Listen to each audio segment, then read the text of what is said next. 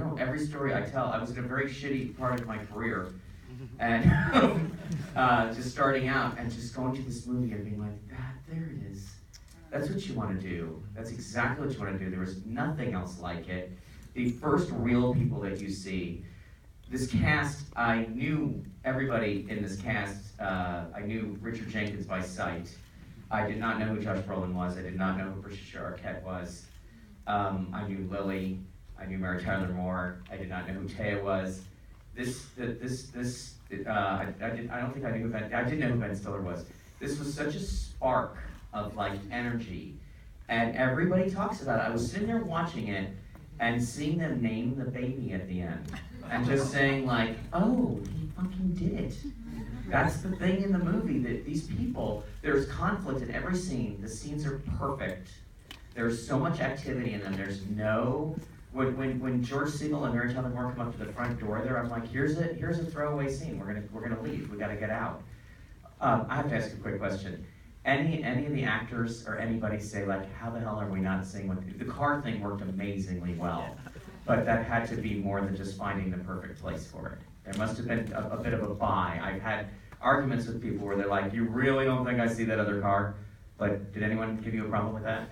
I mean, I bought the way it went down in the movie, but of course, as you're shooting it, you're terrified, you know? But it was this very freaky house that was built in the mountains outside of in Arizona, and they built it themselves, and it had those such a huge porch. It had two entrances for both Tauruses. And I thought it worked kind of effortlessly in that ridiculous way, the movies I was going to name. I was just saying how stupid that all is. But it's making fun of, just like this movie, The Lobster. Do you see the movie, The Lobster? Yeah. The Lobster is brilliantly, which I think is brilliant. It's much more serious treatment of the same topic of identity and social norms and how bizarre and oppressive they are. There's a great Colin Farrell picture that you should see. But we're just having fun with it. I mean, the norm of marriage, the norm of what is your family supposed to be? What is a happy identity supposed to be? The fantasy of what it's supposed to be. Like Rules of the Game, the Renoir film, Shampoo, Warren Beatty's film, who saw this film and called me. Husbands and Wives by Woody Allen, he called me after he saw this film. So I got called by all my heroes after this came out. I got to work with my hero. And I want to tell you some things that she did that I just die over. The tattoo was completely Lily's. I asked you about that right away. I was like, wow, how did that leg get up there in that scene?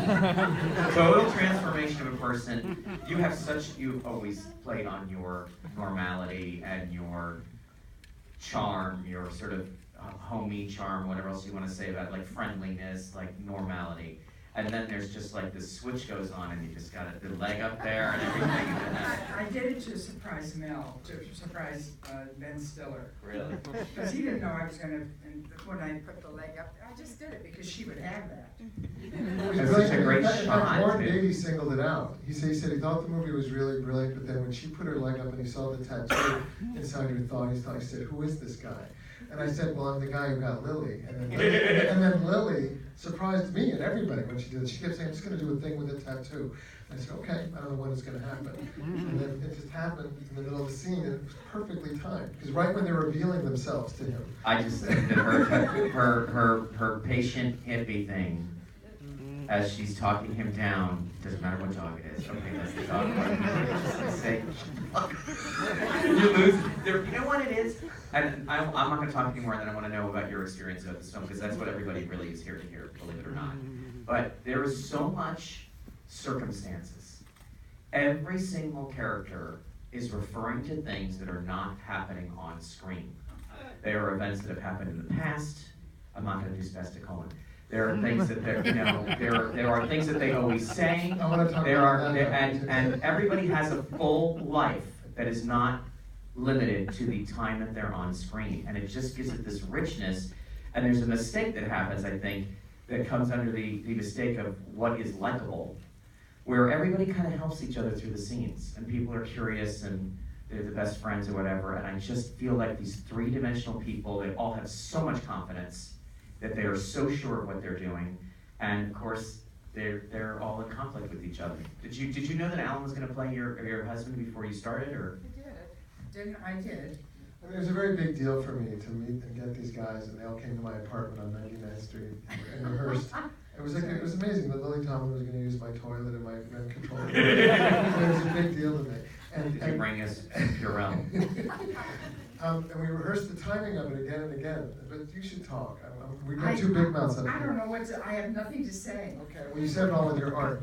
But your current series, you know, Grace and Frankie is, again, it's the same thing. They're two women, it's fantastic. It's two, Jane Fonda and her are married to,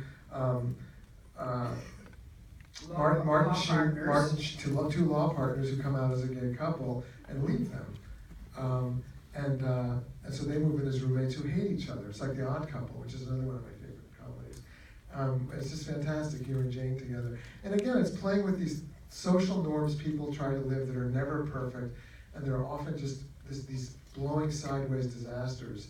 And that's all they get, that's what they are. They're never gonna become something else. That's what they are, it's like a record.